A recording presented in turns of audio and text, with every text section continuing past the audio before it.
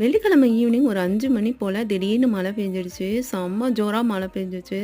நடுவுல மழையே இல்லாம ரொம்ப ஹாட்டா இருந்துச்சு கிளைமேட்டு. இந்த மழை பெஞ்சது எனக்கு சந்தோஷம் தாங்க முடியல. அடடா! இந்த மழைக்கு சூடான ஆனியன் பக்கோடாவும், சூடான டீயும் வச்சு வெல்கம் பண்ணணும்டான்னு சொல்லிட்டு குடுகுடுன்னு கிச்சனுக்குள்ள ஓடி போய் ஆனியன் பக்கோடா செய்றதுக்கு எல்லாமே கடகட கடகடன்னு பண்ணிட்டேன். இதோட டீட்டெயில்டு ரெசிபி வீடியோ இன்றைக்கி நம்ம யூடியூப் சேனலில் ஷேர் பண்ணியிருக்கேன். ப்ளீஸ் மஸ்ட்டு செக் பண்ணி பாருங்கள். ஆனியன் பக்கோடா எப்படி பர்ஃபெக்டாக பண்ணணுன்ற டிப்ஸ் அண்ட் ட்ரிக்ஸோடு ஷேர் பண்ணியிருக்கேன்.